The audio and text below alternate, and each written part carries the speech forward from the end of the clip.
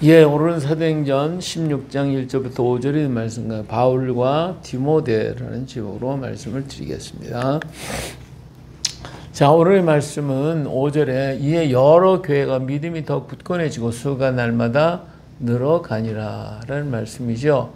자, 바울은 1차 전도지를 다녀 더베까지 왔습니다. 여기 이제 안디옥에서 시작을 해가지고 실루아노에서 실람이 바보에 이르러서 아탈리아, 그 다음에 안디옥, 그리고 이고니온, 그리고 루스드라와 더베. 여기 1차 전도의 길입니다. 여기에 한번 다시 돌아서면서 이들이 신앙 위에 굳게 서 있는지를 확인을 하고 믿음 위에 더 굳게 서라고 예루살렘에서 결정했던 그 결의, 다시 말하면 음행을 멀리하고 피와 목매어 죽인 것을 먹지 말라라고 하는 그 말씀을 전하기 위해서 먼저 다녔던 지역을 다닙니다.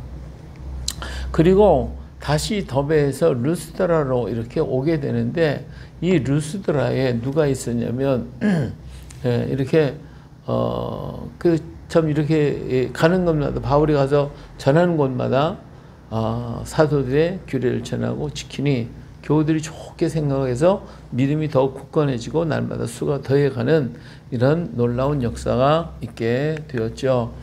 자, 그 중에 루스드라에서 갔더니 거기에 누가 있어요? 신실한 청년 디모데를 만나게 되어집니다.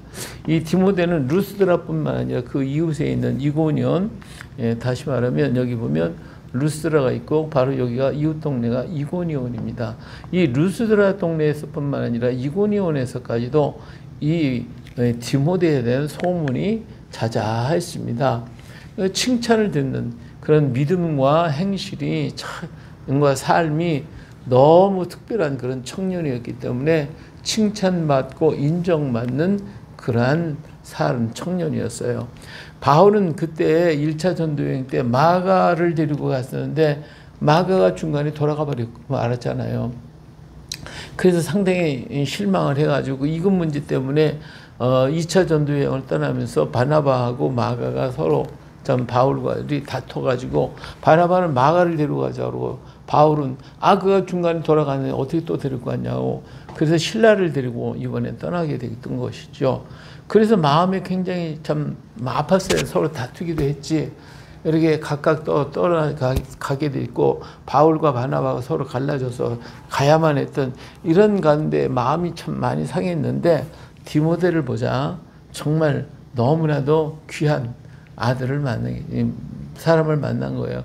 그래가지고 마음을 다해서 이 디모데를 사랑하게 되었고 그리고 함께 동행하기로 나중에 바울은 이 디모데를 보고 믿음의 아들이다 라고 하기까지 그를 사랑했고 칭찬했던 아들이 바로 이 디모데입니다. 그래서 디모데를 데리고 함께 전도 여행을 떠나기로 작정을 했어요.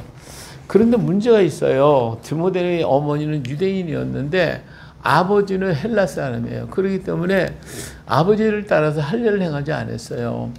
그래서 이방인이기 때문에 그런데 유대인들이 가서 복음을 전하려니까 유대인들이 거부감이 이방인하고는 아예 접촉조차 안 하려고 그러고 그런 거 유대인들이 그 풍습이잖아요. 그러니까 이들에게 유대인에 가서 복음을 전할 텐데 이 사람이 헬라인의 할례를 뱉지 않은 사람이니까 배척을 하는 거예요. 가서 도저히 복음을 전할 수가 없게 되는 거예요. 그래서 하는 수 없이 지금도 계속해서 바울이 유대인들에게 미움을 받고 또 그런 데다가 이방인 디모데를 데리고 다닌다면 그들이 분노에 아주 부딪히기 때문에 도저히 복음을 전할 수 없는 그러한 위치에 떨어지게 됐어요. 그래서 어떻게 했어요? 바울이 그를 데리고 떠나고자 할세 그 지역에 있는 누구 때문에 유대인으로 말미암아 유대인들 때문에 그를 데려다가 할례를 행하니 이는 그 사람들이 그의 아버지가 헬라인인 줄 아니 헬라 사람이니까 이방인이야 어떻게 내가 그들의 말을 들어 하고 받아들이지도 않고 함께 하려고도 안 해요. 그러니까 어쩔 수 없이 그를 데려다가 어머니가 유대인이니까 할례를 행해서 유대인이 되도록 만든 거죠. 그래서 그를 할례를 주고 그래서 이 문제를 해결해서 디모데를 데리고 다닐 수 있게 됐다라고 하는 것입니다. 오늘 우리가 전도를 하다 보면 이런 거부감이 있는 문제가 있어요.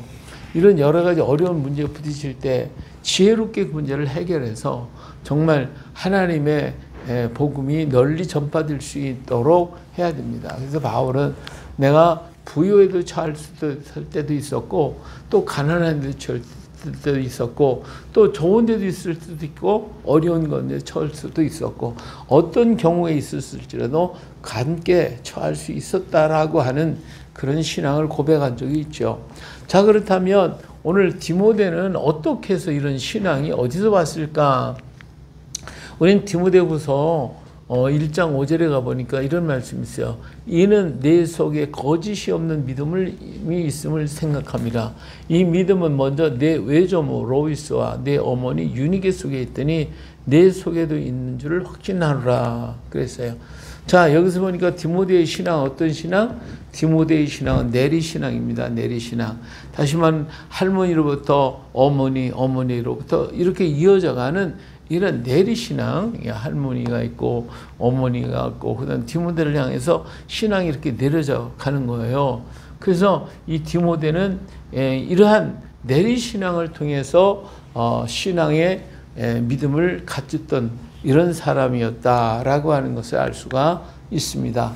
자, 흔히들 우리는 그런 얘기를 하죠. 모태신앙들은 모태신앙은 모태라는 신앙이라는 말 아무것도 못한다 그거죠. 이런 말을 우리도 하기도 합니다. 다시 말하면 신앙이 없다는 의미가 되겠지만 모태로부터 온 신앙은 결코 흔들림이 없습니다. 이런 신앙을 가진 사람 보고 미지근하고 떳떳하지 못하니까 자꾸 이런 얘기 저런 얘기 하지만 그 사람은요 중심이 흔들리지는 않아요. 마치 뿌리 깊은 나무와 같이 그렇게 정말 단단하고 강건한 믿음을 뿌리를 갖고 있는 거예요.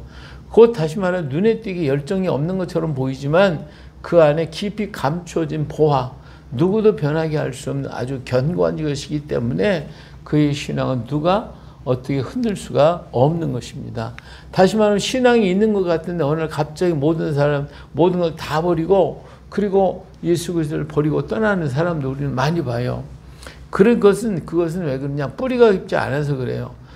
모태 신앙은 그 삶 자체가 신앙적인 삶을 살게 되기 때문에 그 속에 언제나 하나님이 계시다는 믿음 안에서 살아가는 것입니다. 그렇기 때문에 이러한 것을 누가 바꾼다는 것은 상당히 어려운 일이에요. 바꿀 수가 없어요. 그렇기 때문에 아주 귀한 것이 바로 모태 신앙인 것입니다. 이러한 신앙이 있어서 흔들림이 없는 거죠. 때로는 믿음의 자녀들이 곁길로 갈 때가 있어요. 곁길로 가거나 또 안 믿는 자녀들보다도 악하거나 나쁜 행실을 갖고 행할 때도 있습니다. 이것은 그가 믿음 생활을 하다가 어렸을 때는 신앙생활 잘했는데 세상을 알게 되고 사회적 적응에 대한 장벽이 많다는 것을 인식하는 데서 오는 거예요. 그렇기 때문에 믿음의 가정에서 미리 이 문제를 가지고 잘 자녀들을 교육할 수 있어야 됩니다. 이것을 하지 않기 때문에 이런 문제가 생기고 또 잘못된 자녀들이 태어난 역사하게 되는 거거든요. 자, 그렇기 때문에 이런 교육을 잘 해줘야 되는데 이때 무슨 교육이에요? 세상은 너와 다르다는 것을 그리고 그것을 이겨나가는 길이 그리스도인이라는 것을 알도록 교육하고 말씀으로 가르쳐야 됩니다. 지금까지 어렸을 때는 교회 안에서만 자랐어요. 그렇기 때문에 교회 안에서 살았기 때문에 세상 밖에서 이루어진 일을 모르는 이제 성장해가지고 사회로 나가게 되는 자녀들에게 이 세상은 내가 생각하는 것과는 전혀 다르다. 내가 지금까지 커온 것과는 전혀 다른 것이 세상이라고 하는 것을 가르쳐야 되고 알도록 해줘야 됩니다. 자, 그것을 위해서는 중요한 게 뭐냐? 가장 귀한 것은 부모의 삶이에요. 부모의 삶. 부모도 똑같은 그런 상황 속에 살아왔지만 그런 모든 것들을 이기며 살아와서 오늘 너희들을 만나게 됐고 그것이 복이 되었다는 것을 보여주고 알려줘야 하는 것입니다. 이것이 바로 모태 신앙의 가장 중요한 거예요. 부모의 그 귀한 신앙, 그 세상과 더불어 살아가면서도 그것과 거기에 섞이지 않고 거기서 정말 그들 속에 우뚝 서서 신앙의 길을 걷게 됐다라고 하는 것. 그것이 지금 내가 처해 있는 상황이나 우리가 처했던 상황하고 똑같았지만 나는 그것을 이기고 여기까지 왔노라고 하는 것을 자녀들에게 가르쳐 줘야 한다는 것입니다. 그렇기 때문에 신명기 6장 20절에 보니까 후일에 내 아들이 내게 묻기를 우리 하나님 여호와의 명하신 증거와 말씀과 규례와 법도가 무슨 뜻이뇨 하고 물어본 때에 여호와께서 우리에게 이 모든 규례를 지키라 명하시더니 이는 우리 하나님 여호와를 경외하여 항상 복을 누리게 하기 위하심이며 또 여호와께서 우리로 오늘날과 같이 생활하게 하려 하심이라. 우리가 그 명령하신 대로 이 모든 명령을 우리 하나님 여호와 앞에서 삼가 지키면 그것이 곧 우리의 의로움이라 할지니라. 그러잖아요. 우리가 이렇게 주의 말씀대로 사는 그것이 힘들고 어렵지만 그러나 그것이 의롭다는 거, 그 세상과 다르다라고 하는 것을 가르쳐서 내가 이렇게 사는 것이 정말 귀하고 의롭고 복되다라고 하는 인식을 그 자녀들이 갖도록 만들어줘야 됩니다. 자, 시편 73편 28절을 보니까 하나님께 가까이 하며 내게 복이라. 내가 주 여호와를 나의 피난처로 삼아 주의 모든 행적을 전파하리다 그랬어요. 하나님을 가까이 하는 것이 복이라는 거예요. 세상에 나가면 다른 사람이 하나님과 같이 하지 않은 그런 사람들이 살고 그 사람들을 부러워 그 사람들이 나에게 뭐라고 그럴 때 아니야 나도 할 수 있어 라고 하면서 거기에 빨려가지 말고 하나님을 가까이 하는 것이 내게 복이다라고 하는 이런 자부심과 이런 믿음과 이런 굳건한 마음을 갖고 그들을 대적하라는 거예요. 그래서 이길 때에 그것이 바로 놀라운 역사죠. 내가 주 여호와를 나의 피난처로 삼아 주의 모든 행적을 전파하리다. 이것이 곧 복음을 증거하는 것이고 하나님께 영광이고 나의 축복이 된다는 사실을 가르쳐 주라는 것입니다. 하나님 뜻을 따라서 살아가는 것이 이방과 다르고 거치는 것이 많을 수 있겠지만 그것이 하나님의 자녀의 증거임을 가르쳐 줘야 돼요. 이렇게 살아가는 것이 하나님의 자녀다라고 하는 거. 물고기가 물을 거스르지 않고 밑으로 같이 흘러가는 떨어져 내려가면 그건 생명 잃은 물고기거든요. 생명 있는 물고기는 물살을 거르고 뛰어 올라가는 거예요. 세상이 그렇다고 나도 같이 그렇게 하겠다라고 따라가는 것은 죽은 물고기와 같은 것이고 그들이 아니라 하나님 말씀을 가지고 그들을 생각하지 못하는 자를 뛰어 넘어가는 것이 그리스도인의 삶이라고 하는 것을 우리는 가르쳐줘야 할 줄로 압니다. 모세의 어머니 요게벳은 어린 모세를 전복이면서 늘 그에게 이스라엘의 지도자가 되기를 위해서 계속해서 얘기를 했어요. 기도해 줬어요. 그렇기 때문에 그는 애굽의 궁궐에 들어가서 40년을 살았지만 그 어려서부터 들은 것이 그를 사로잡아서 애굽의 군사를 죽이는 분이 올라온 것도 어머니 기도와 가르침이 있었기 때문에 그것을 이 세상에 가는 그 길로 가지 않고 거슬러 올라가서 그런 역사를 했다라고 하는 사실을 우리는 기억해야 합니다. 이런 교육이 얼마나 중요한가. 우리 자녀들이 왜 저렇게 했는가 하고 탄식하지만 말고 우리가 이런 교육을 통하여 자녀들을 하나님의 자녀로 세워야 할 줄로 믿습니다. 자, 신명기 6장 4절을 보니까 이랬죠. 이스라엘아 들으라. 우리 하나님 여호와는 오직 유일한 여호와이시니 너는 마음을 다하고 뜻을 다하고 힘을 다하여 내 하나님 여호와를 사랑하라. 오늘 내가 내게 명하는 이 말씀을 너는 마음에 새기고 내 자녀에게 부지런히 가르치며 집에 앉아있을 때든지 길을 갈 때에든지 누워있을 때에든지 일어날 때에든지 이 말씀을 강론할 것이며 너는 또 그것을 내 손목에 매어 기호를 삼으며 내 미간에 붙여 표를 삼고 또 내 집 문설주와 바깥 문에 기록할지니라. 할렐루야. 이렇게 가르치라는 거예요. 하나님께서도 교육의 위대함을 아셨어요. 그래서 강조하시는 거예요. 가르치라고 가르치고 또 이걸 가르치면서 우리도 배워야 해요. 그것들을 자녀들이 보고 배울 것입니다. 이것이 부모가 자녀들을 그리스도의 사람으로 만들어서 세상의 물결이 아무리 혼란하고 혼탁하고 어지러워도 거기에 물들지 않고 가는 겁니다. 바닷속에는 그 바닷물이 그렇게 짜도 그 안에 살아있는 물고기의 속은 짜지 않어요. 그 바닷물이 그를 침투해 들어오지 못해요. 세상의 악한 것들이 아무리 와서 그를 혼란하고 어지럽다 할지라도 내 안에 계신 하나님의 말씀, 그리스도의 영으로 같이 있게 될 때에 그 악한 것들이 그들의 마음을 점령할 수가 없는 거예요. 이 길은 뭐예요? 교육밖에 없다. 그래서 하나님도 가르치라고 그래서 계속 가르치라고 또 가르치고 또 가르치라고 이렇게 보든지 뭐든 하여튼 전부 다 가르치라고 우리 하나님께서도 그렇게 말씀하시고 있는 걸 볼 수가 있습니다. 자, 디모데니처럼 할머니 로이스는 부지런히 딸 유니기를 가르쳤고 이로 인해서 비록 이방인이 남편과 살면서도 그 신앙이 아들에게